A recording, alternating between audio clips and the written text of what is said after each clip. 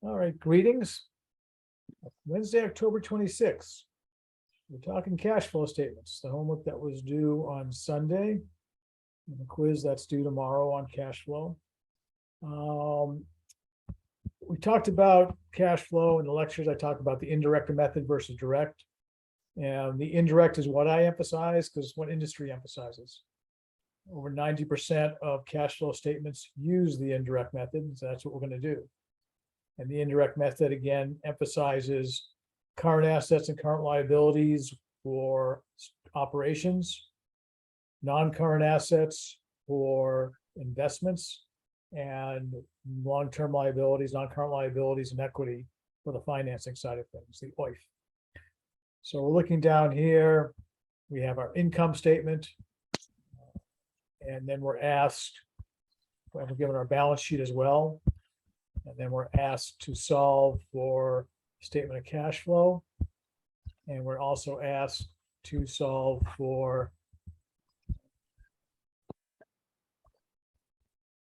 statement of cash flow. So if we're trying to analyze or go after what we're doing, we always start with net income. So we look at the bottom line net income of here, we have in millions, so we get 4.024 billion current year and 2.248 billion previous year. So almost double.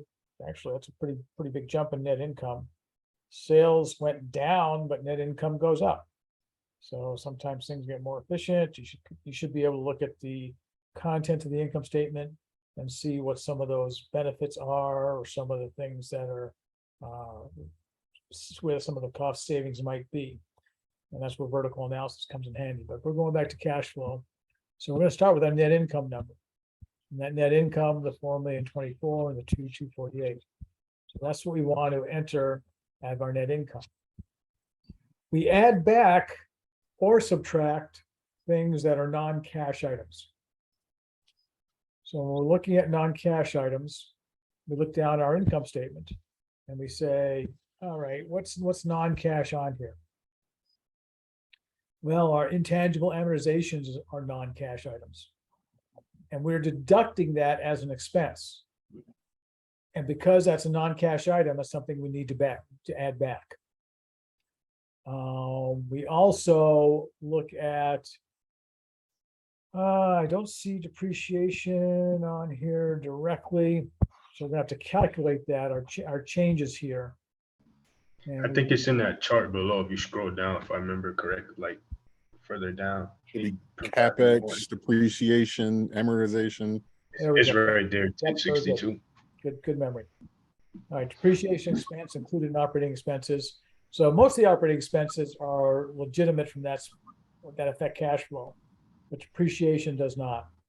We also have things like stock-based compensation, amortization expense, Capex, capital expenditures, and dividends. So those are things that affect our statement of cash flow. So prepare a forecasted statement of cash flow for June 2020 using the indirect method. Again, stock-based compensation is a non-cash expense like depreciation and must be added back. So we can get a hint. The amount of expenses also added to the company additional paid in capital, the balance sheet. Okay. So we start looking at things and start saying, well, what are we taking on? So we have net income and we're adding back amortization, depreciation, come back with some positive numbers. So let's go ahead and do that. And I'll try and freeze the screen up here. Net income. We're seeing, I'm gonna actually, let me go ahead and do a share. Share, I'll focus in on segments so that you'll be able to see it a little bit cleaner, brighter, cheerier.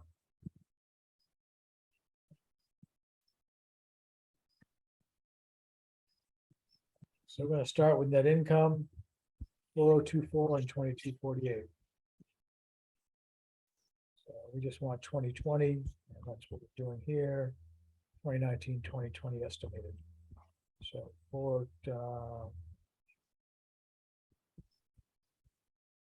2248 for estimated. Okay.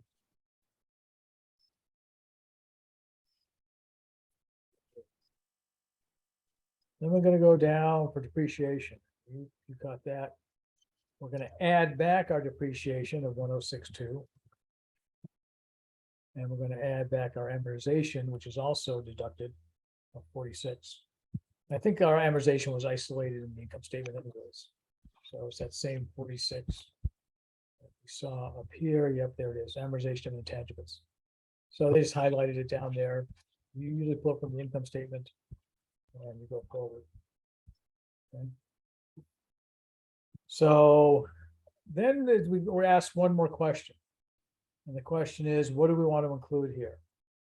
Any ideas of what we may want to include? Actually, I'm sorry, go back here. Any idea of what we may want to go back here and include as we go forward? Capex. I get a vote for CapEx. Other takers? Add stock-based compensation, wouldn't it be? Okay.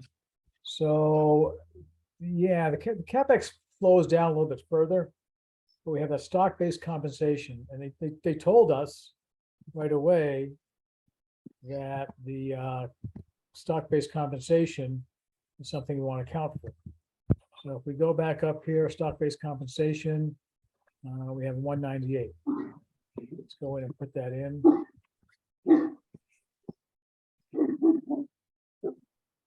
I'm looking for the mute button. So, Now you're trying to hit it. All right, do we see add stock-based compensation? Said 198 to go with that. So now we got to go through a series of positive and negative numbers. So the question is, we had an increase in receivables. Is that an addition or a subtraction from operations? that's gonna be a subtraction if it increased. Right. If inventory increases, if equipment increases, if receivables increase, any asset that increases is a use of funds. Okay, so is that a positive or negative number here? Negative. That's a negative. And what do we have for our change in receivables? We get 1978 to 2072. So we've got 22 added to 72. It looks like we got 94 increase. So again, do we say that was positive or negative? Negative. Negative 94. So yeah, and inventories also increase. So it's almost like buying inventory. So another use of funds. Go Yeah, back to negative. inventory. We're going to take a look and say, okay, inventories increased. We got 60 plus 30. We got 90 there. If I do the math wrong, which I may some point, please do correct me. Other current assets. Okay. So what are we doing with other current assets? You said mostly current assets and current liabilities are what affect operations. So other assets, we went from 382 to 392, which is how much?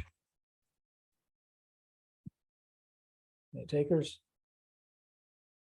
Anybody want to help? I can't see the numbers. What did you say it was? We went from other assets net. Other current assets. 368 to 392. What we got?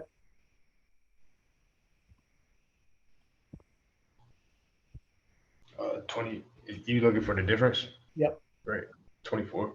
Negative 24. We got an increase, so again, we'd have a negative 24. Or positive. You're right. Anytime we have increases in assets, it's a fund. Okay. Then we go deferred income tax. And question is, are we going to include deferred income tax as part of that? I look at it as a deferment, as meaning that you're retaining funds still. You haven't basically paid your taxes yet, so that would be a negative number as well then. That would be a negative number. Yep, any asset that increasing. So deferred asset, sometimes you have a deferred tax liability. That's a different story. We have deferred income taxes from 2228 to 2334. which looks like an increase of, what do you say? 106? Agree or disagree?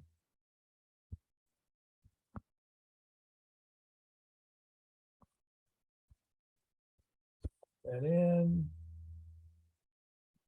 -106.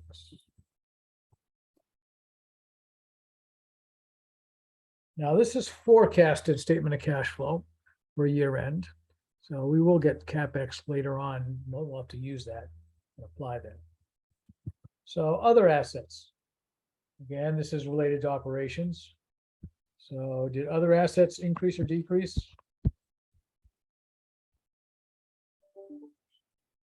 Other assets, I can't see, did they?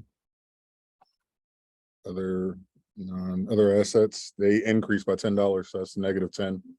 Negative, yep. And actually, it's in millions, but that's okay, but you're right, -10. Or, sorry, 10 million. $10, boy, Seagate, no. Hey, you look at the numbers in big numbers, I look at it in small. This works easier in my brain. Now we have accounts payable. If accounts payable decreases, how does accounts payable decrease? If You you pay receive the cash or you pay out cash. Pay your bills, cash outflow. So that would be a use of funds.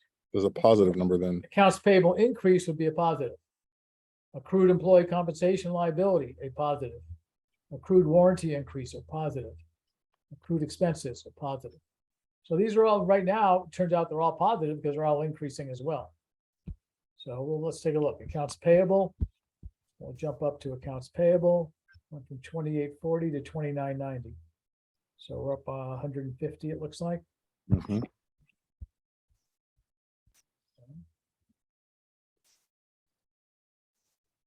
And employee compensation increase. Let's take a look at that.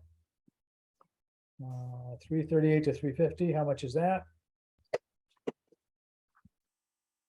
Anybody? 338 to 350. Yep. $22. Or no, $12, excuse me. 12. 12 million. 12 million, even better. Okay, so we've got a positive of 12.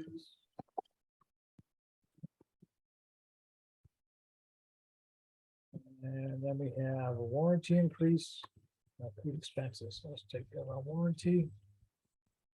You see, it's not that tough to prepare a cash flow statement. Because we're just checking the changes of all our balance sheet stuff. Now, we're not doing anything for non-current assets. We're not doing anything for non-current liabilities. 15 Not doing million. anything for equity, including dividends, which shows up in equity. Okay, so we have accrued expenses, 14 million and 52 million for accrued expenses. 13 and 52. Good to go. Warranties 14. Accrued 50. Okay. Now we have long-term accrued warranty increase. And we say, wait a minute, that long-term, isn't that usually associated with financing, operating, investing, financing? But warranty is related to operations. So do we want to include that here? Yeah. Bad idea. It would be a positive number as well, though, wouldn't it? Yeah, if it's an increase, it's a positive number as well. So let's go ahead and take a look at our long-term accrued warranty.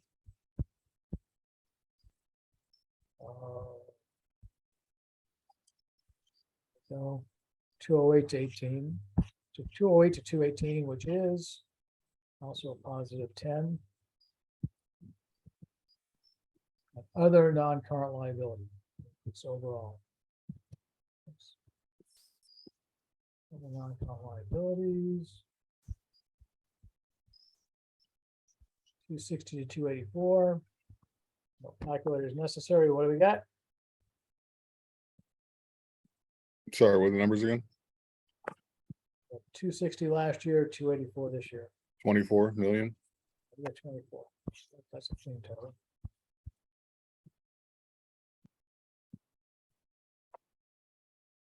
So now when we take a closer look, we're trying to figure out what else are we going to do here.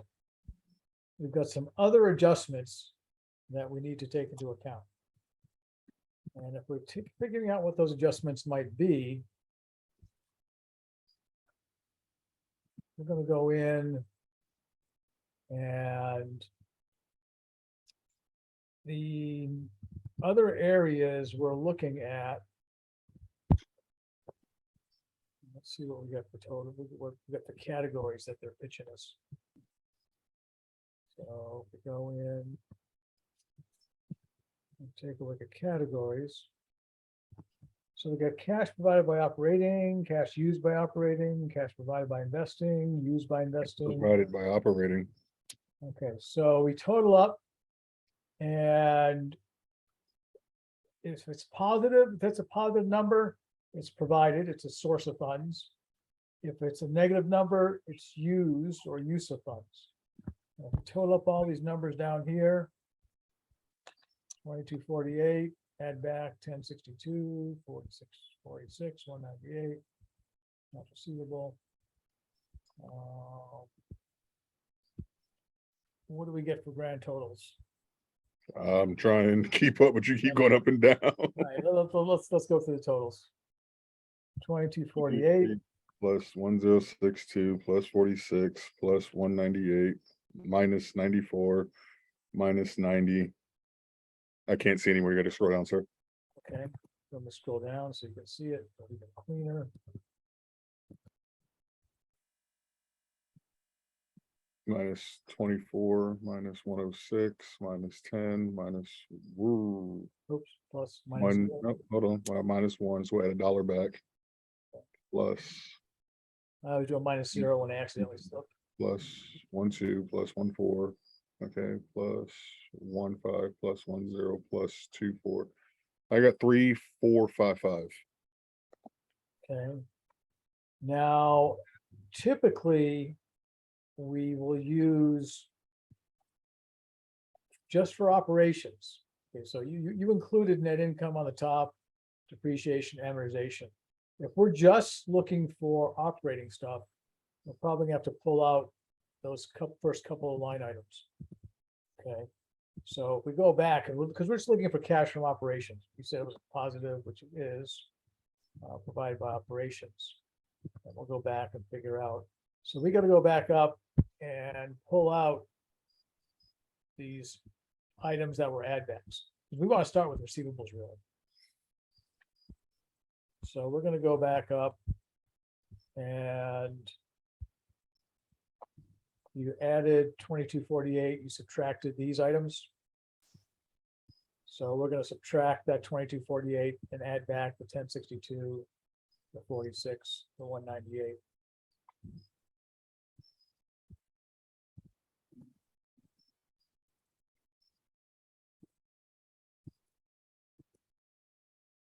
Just looking, oh, I took that, wait a minute, let's see. Wait, huh? Wait a minute, I'm looking at, no, you're right. I get different numbers than you do. 124, 531.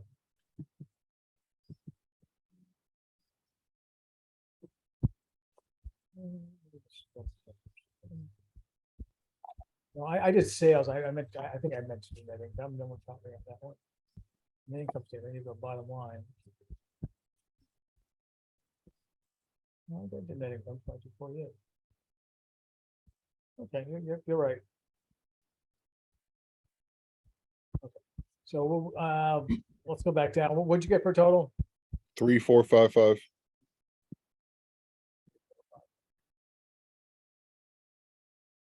go ahead and check that. See if we're on track.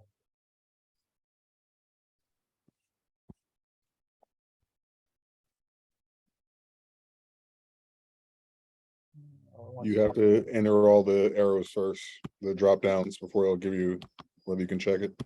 Yep, thank you. Okay, so start with 3455, cash provided by operations, which is, yeah, it's net income included, it's all there, okay.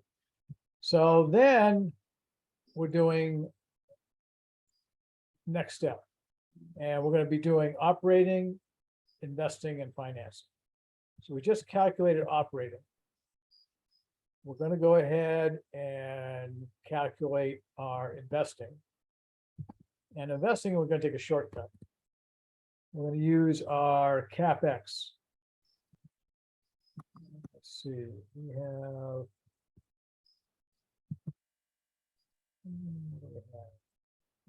If we want to get our total cash from investing activities, capital expenditures, what do we have for CapEx? Your numbers are different from what I have. Let's go back up here. It tells us what CapEx is. Capital expenditures, 1266. Is that a source or a use? That would be a use, wouldn't it? It is, because we have additional expenditures and increase in expenditures. And I'm just curious if that's, if I look at my balance sheet, will that 1266 be a match roughly for That would property, be- plant, equipment? So that will be a negative 1266 then. So we're using funds, that's a negative 1266. Okay. So we've got a negative 1266 for our expenditures.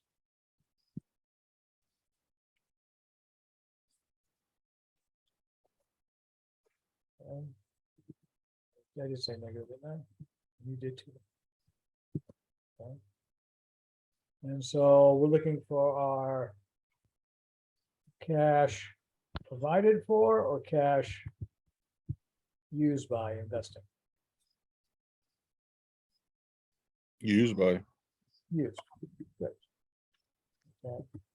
So we tore that up, should match, right?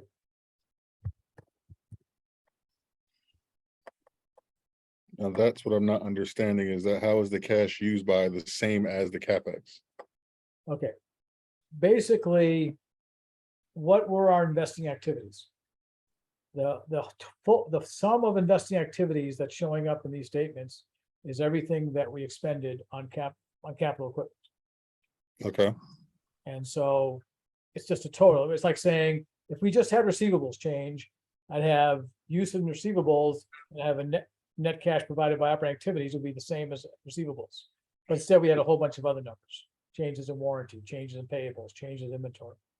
so is that a staple always, just like net income and retained earnings will always match?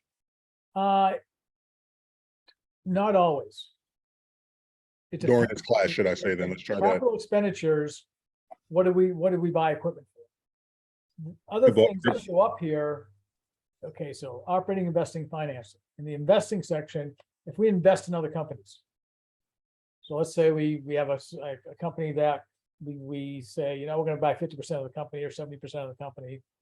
And that's an asset where we are using funds to invest, and there may be a return that shows up on net income that down the road, and that's fine, but that's still going to be a use of funds.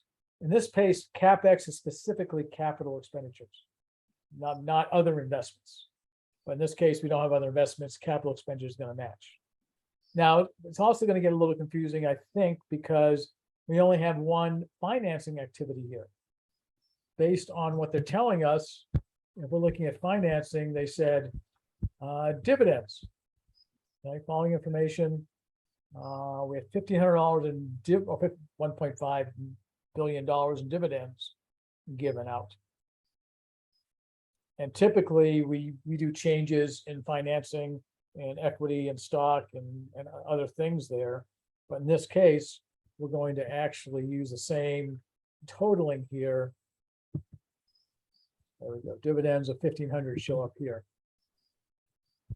So we're going to go back down and we're going to pump in 1,500 associated with those dividends. Does that make sense? Mhm.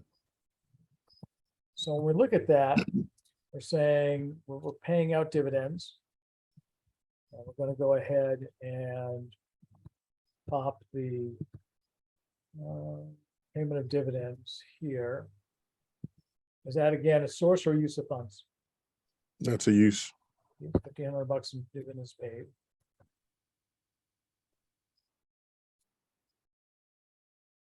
Negative 1,500, thank you. And we have net cash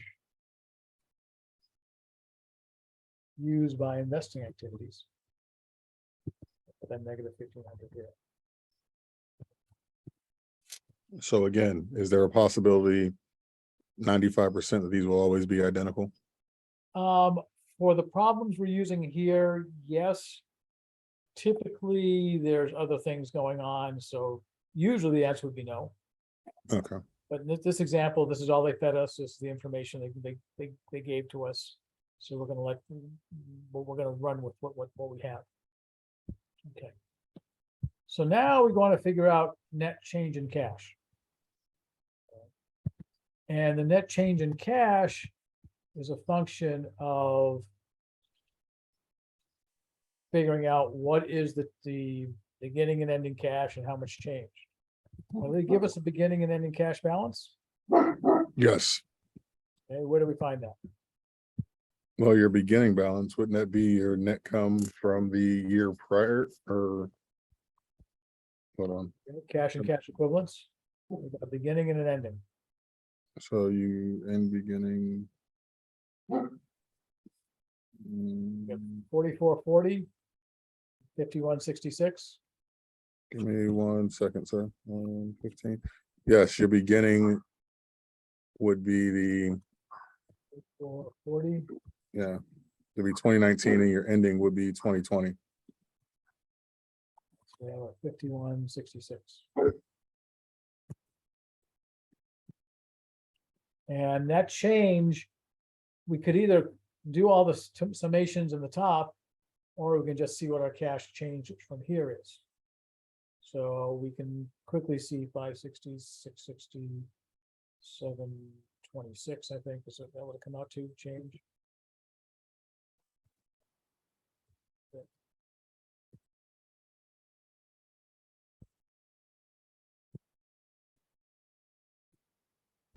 And as a check, we go through and say, well, we got 3455.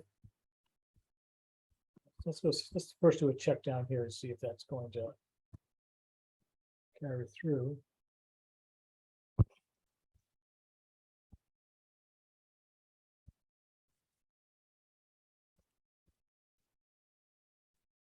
And I got something wrong here. Accrued expense increase. I screwed up on a number. And what is that? Accrued expense increase. Accrued expense increase. Oops, there we go. 1104 to 1156. Yeah, if I got that wrong. So what's that come out to be? 52.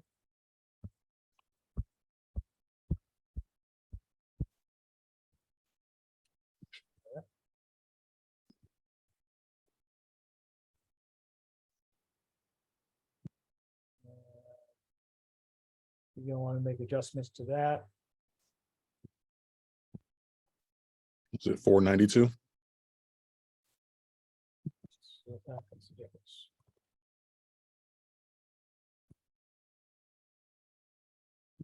Okay.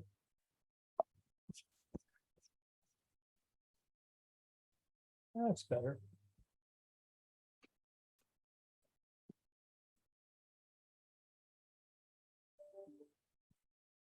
Now I've still got a net cash used by investing activities. Wouldn't it be financing? Yeah, that would do it. So we have our operating, we have our investing, we have our financing. And financing is related to dividends. Final check.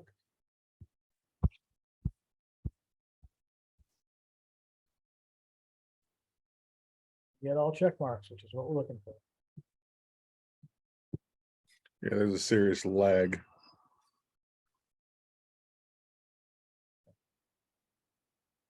Are we on the same page? Making sense. Makes sense. You gave me the answer I was looking for in this class. That makes sense. No, it works. All Yeah. right, and now let's interpret this. We've got positive cash flow from operations, typically associated as a good thing, Uh-huh. and happens to be, and I think I read backwards when I started. My income statement, my net income was cut in half. My sales went up, my revenues are up, but my net income was cut in half from 2019 to 2020. Again, that's been estimated for next year. So sales are up about 5%. Cost of revenue is up. Got product development, marketing, intangibles stays the same. Restructuring, we have 0. We had expenses last year. So total operating expenses are up a whole bunch. Dr. Dell, I can't see what view you're in. All I think I see is ending cash 5166. All right, there we There go. we go. Looking at the income statement. All right. All right, so we're looking at the changes in the revenue, cost of sales. Now, if we do a spreadsheet, what would probably be interesting is our cost of goods sold, cost of product sold, or cost of revenue, get same term for everything. We probably see a faster rate of increase for our expenses than we are for our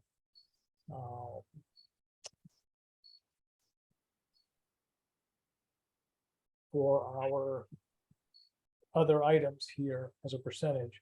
Although the big ticket here, you can see the major difference is about $1.7 billion, $1.8 billion actually, almost $1.9 billion is due to provision for income tax. So we had some major tax changes. We had a tax benefit in 2019. We had additional tax expense in 2020. So the biggest reason for cutting our net income in half is related to this provision for income tax. Because if we add back $1.9 billion here, we're going to be at 4.1, and we're going to be actually an increase in income if we took away the effect of our provision for income tax. So you can look down here and say, yeah, these are fairly consistent. Vertical analysis would help. But the biggest ticket down here is showing us we have some major tax adjustments here. And with the Tax Act 2017, JCTA, there were some major adjustments. Some had major benefits, some had major losses due to the change in tax rates. So it wasn't all beneficial. You drop the tax rate. A lot of people had already expensed based on a higher tax rate. You drop the tax rate, they're going to have less expense. So that's positive net income. But others went the other way. And that's also could adversely affect net income in a big way. So the mainstream stuff is fairly consistent. We did have a restructuring charge here. But the big ticket, just by looking at an income statement to say, well, and that's a pretty big jump. And you think sales are increasing, it'd be nice if our net income increased. Now, if we go back to our cash flow statement, you'll say, well, what's also interesting is our cash flow is net positive year to year. And we had a nice jump, 3.5 billion positive cash flow in operations. And we paid out a little less than half of that in dividends, 1.5 billion. And we also expended capital expenditures were about 1.3 billion. But still for a net of 1.5 and 1.3, it's 2.8. And then we had 3.5 billion positive. The net's going to be our 726 as far as adjustment goes of where we went. So the numbers tell a story. And that's what we want to do is kind of understand that story and where they're coming from and what they're telling us. Does that make some sense? Cool. All right, other questions? That was a good problem to go through. That kind of was a complete big picture on a cash flow statement, which is helpful. Have we come up with an exam date? We have the exam. We have 2 more chapters coming up this coming week through Sunday. So the exam will be issued next week, and then it'll be due the following Monday. So Basically Monday to Monday. yeah, you said the following week, so that will put us Sunday. So it's due the 6th. Yeah, let me just do a quick look. November 6th to November 13th. Okay. So next week will be the 31st, Monday, and then November 7th, Monday, the exam will be due. So it'll be on Monday to Monday, it'll be posted, and it'll be another respondus exam. So we're going forward with that. All right. Cool. Yeah, so like I said, it'll include those first two chapters of the managerial accounting. And I wanted to get a flavor of that. That's part of where we're going and understanding. So what chapters is it again? It's from 6 through 14, 15. Right, 6 through 15. correct. And we skipped we skipped 12 and 13. Gotcha. Those modules And will didn't not we? be- and will obviously will not be tested. We excluded those from the book even, save some money on the textbook. But we will be doing 14 and 15 as part of the exam. 10, 12, 13, 6. From the modules I'll go into. Professor, can you please release something about this, the requirements for your paper? Yeah. Time is kind of winding down. Yep, after the quiz tomorrow night, I'm gonna be releasing the paper requirements. Bottom line is, we're gonna have a spreadsheet and you're gonna be analyzing two companies. Let me at least talk about it right now. In terms of what the nature of what we're gonna be doing. We're gonna be analyzing two companies within the same industry. You're gonna be choosing companies that you have some interest in, some knowledge of, or you're curious about. Ideally, they will be US publicly traded companies. You start saying, you know what? I like to do Nike and Adidas. Well, Nike is a good US company, but Adidas is not a German company. So if you're saying, well, I want to do some analysis on Adidas, you are welcome to do that if you can get their annual report and their financial statements. But it's going to be a lot easier because this won't be on it. So you might say, well, maybe I'll do if I wanted to do Under Armour and Nike or some other athletic wear, maybe even Lululemon, which is a Canadian company, but it depends if you have access to. The easiest thing to do is going to be US companies that are publicly traded. Well, what about, I'm doing plumbing supplies. I want to do Kohler. Well, Kohler's privately held. SC Johnson is privately held. So you say you start with chemicals, you want to say, I want to do Dow and SC Johnson or analysis for home chemicals or whatever it might be. If they are not publicly traded, they're going to be hard to get the financials. So you're going to be looking at two companies, analyzing. We're going to start with a spreadsheet of ratio analysis, and you'll have a bunch of ratios and figures, and you'll be reading some footnotes. Ultimately, you'll be reading cover to cover the annual report, 10-K. So when you read cover to cover, you'll be picking up things, you'll be learning things, you'll be seeing things. I'm going to have a list of specific questions that I also want answered in addition to financial questions. You'll look at those and say, okay, I'm going to compare these two companies. Which one do I think is a stronger company? And then would I invest in either of these companies? You might say, well, this is stronger, but I might invest in either. Or this one's stronger, but I actually like them both. Or this one's stronger, I'm going to invest in this one, but not the other. And you're going to justify. You're also going to be picking two footnotes that relate to content that we've talked about throughout financial accounting. So you're going to go and say, okay, I'm going to read the footnotes, cover to cover, note 1, note 2, note 3, note 4. Oh, they're talking about inventory. I know what this LIFO FIFO is. They're talking about debt, long-term bonds payable. Oh, I kind of know something about that. I'm looking at receivables. Oh, they have this allowance. They do a 3% allowance for doubtful accounts. It went up to 4%. Okay, that has some impact. You're going to be looking at the footnotes and analyzing or commenting on those as you read. Ideally, when you read this stuff, you'll say, wow, I know a whole bunch more than I thought I knew. Some of that stuff, there might be some stuff on pensions, which we're not covering, or some of the deferred tax stuff, we don't get into a lot of detail. I'm not worried about that kind of stuff if it's over the head. But I want to make sure that you get a comfort level saying, oh, that's cool. We talk about this. Oh, that's how they're applying it in this company. Oh, that's making sense. that's where this goes, that's where this fits, and that's what's happening. So you'll be seeing and analyzing, and then you're going to be defending your presentation. Then you'll be making an oral presentation. You can record it on Zoom, and then you can post it, and you put it on YouTube or post it directly into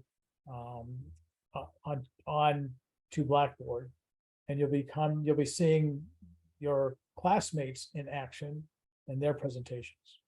And this will be an oral presentation supporting you, whatever you're doing. As far as the written portion,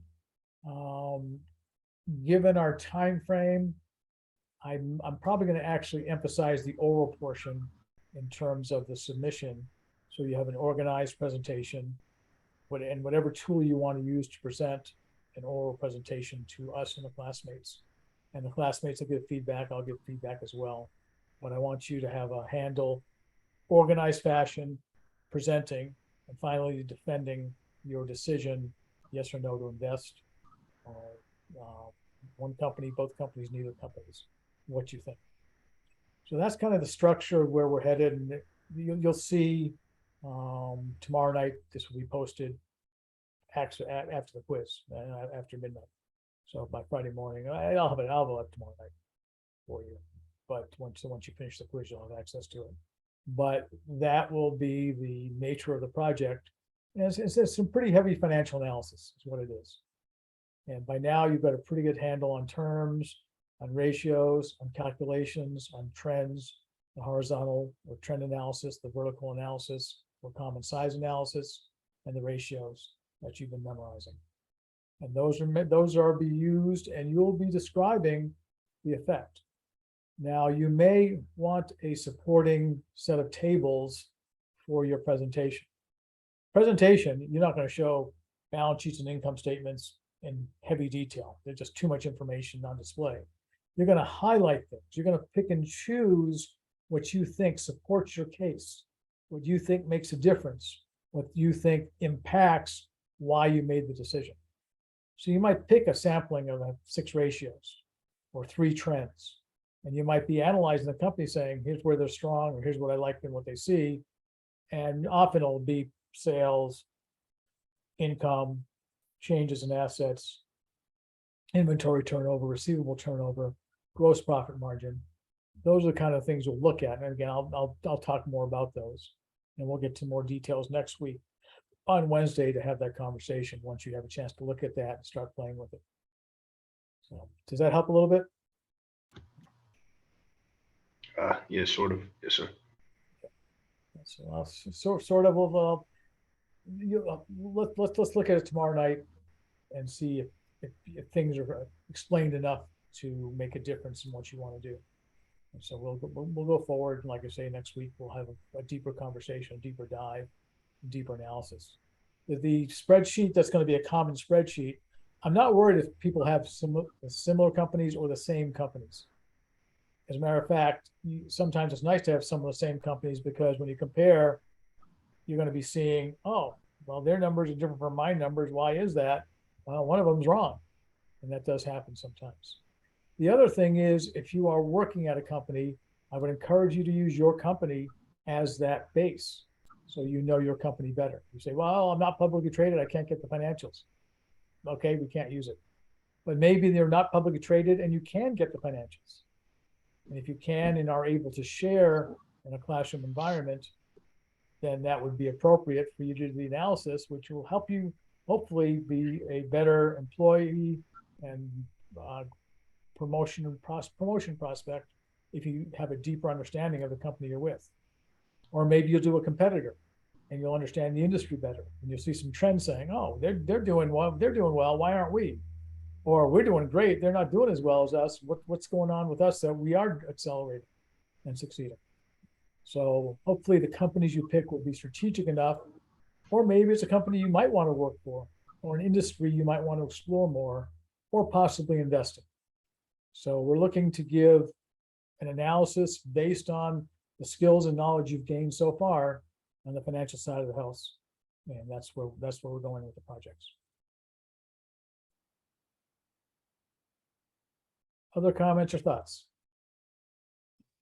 I'm going way out there into the future. Officially, when is our last day of class? I believe we have a 2-hour final on the last day, on that Saturday. And the official last day of class, I will look it up right now. I think it's the second Saturday in December. Are we coming to you or is this online? This is live. You're coming on campus on the 10th What? December. We have to come in, we have to take the exam in person.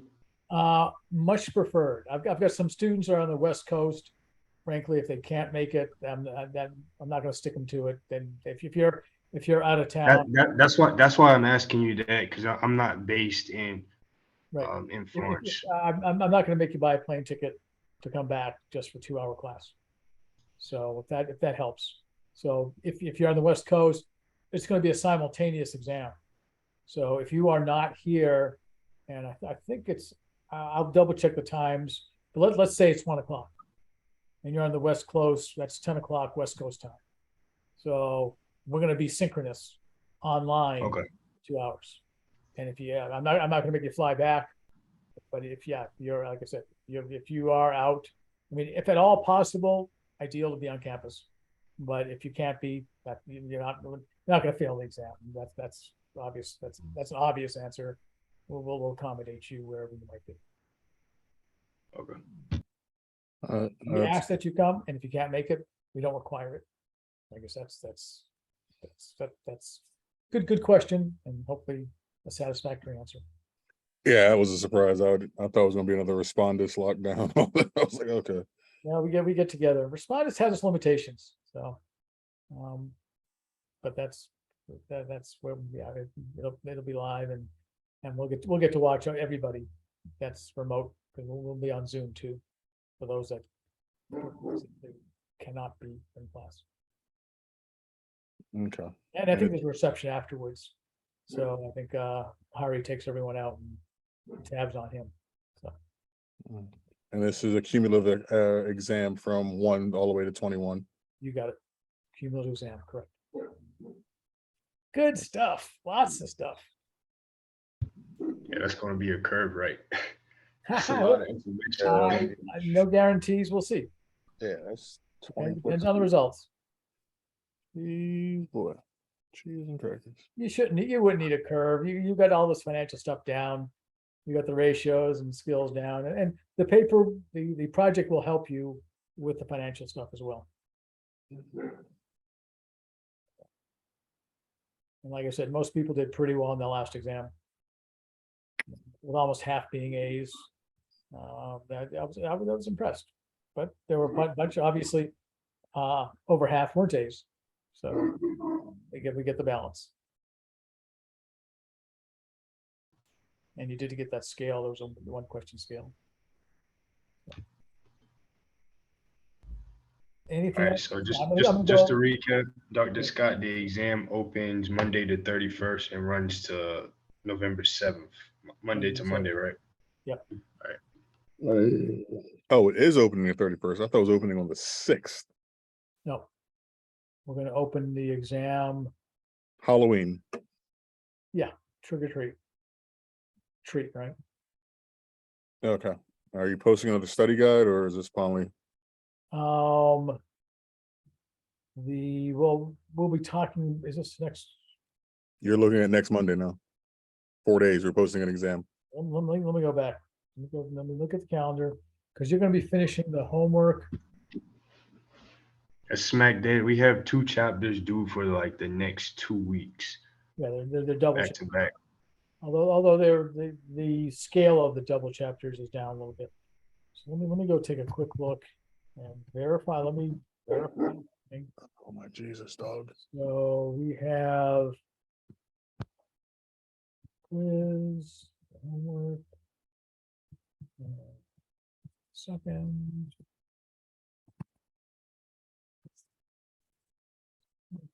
Course. Dashboard. Class. Okay, so our module 11 was due this past Sunday. Our module 14 and 15 is due on the 30th,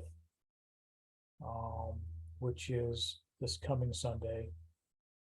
The quiz will be due on that's following Wednesday, which is, so. Yep, so next week we'll be doing the exam review. And that following. Let's see this, we open it up on the 7th. Which is Monday, the 7th, and it'll be due the 14th. I think, did I jump you a week early when I said it? Yes. Yeah, I was it's getting Monday panicked coming then. up. Let me ask you, would you rather get it done sooner than later? No, later. I speak for myself maybe, but later. Okay, well, let's, I mean, go ahead, open the mics, let's have a conversation. Because I want to make sure you get through the quiz, I want to make sure you've got the material down on the chapters that are due. So, are you comfortable with that? I do want to give us a review night, give us enough time to. I mean, yeah, if you want to review next week and then open it, that's fine with me. Only Monday. And I might even open it Saturday, you know, you still have to look till a week for Monday. But I might open it a day or two early for you as well. So you get 2 weekends to play with if you need to. Thank you for bringing that up again. Anything else? I'm going to take the recording off in a minute. But anything else to stay on the recording?